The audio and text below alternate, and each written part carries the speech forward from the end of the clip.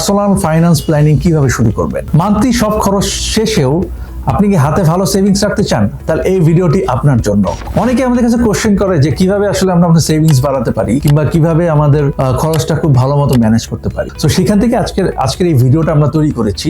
আর ভিডিওটা ভালো লাগলে অবশ্যই আমাদের চ্যানেলটা সাবস্ক্রাইব করবেন, আমাদের লাইক করবেন ভিডিওগুলো, এবং কমেন্টে শেয়ার করবেন যে আপনার মতামত, যে আপনারা আর কি দেখতে চান, এবং অবশ্যই আমাদের আইডিগুলোকে ফলো দিয়ে রাখেন। গত কিছুদিন আগে নিউজ পেপারে দেখছিলাম যে মানুষের খরচ কিভাবে বেড়ে গিয়েছে, এবং সেটা কিন্তু প্রায় অলমোস্ট ডাবল হয়ে গিয়েছে ধরেন 1-1.5 বছর আগের থেকে। এটা নিয়ে কিন্তু আমার আসলে আগেরও বেশ কিছু ভিডিও আছে, জাস্ট আমি আপনাকে আরেকবার রিমাইন্ড করে দিচ্ছি। সো এই চিন্তাটা যখন আপনি মাথায় রাখবেন, তখন আসলে আপনার চিন্তা হতে থাকবে যে আপনি কিভাবে আরো বেটার পার্সোনাল ফাইন্যান্স প্ল্যানিংটা শুরু করতে পারেন। সো আজকে সেই শুরু করার ব্যাপারটাই আমরা আপনার সাথে শেয়ার করব।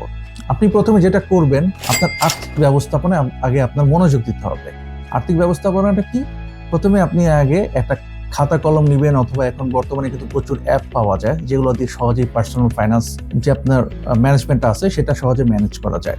তো সেখানে কি করবেন, আপনি ফার্স্ট লিখবেন আপনার ইনকাম কত হচ্ছে। আপনি হয়তো এটা লাস্ট 6 মাসের একটা ডেটা আপনি মনে করে করে আপনি করলেন, লিখলেন কোথাও যে আমি গত 6 মাসে 2 লাখ টাকা আর্ন করেছি।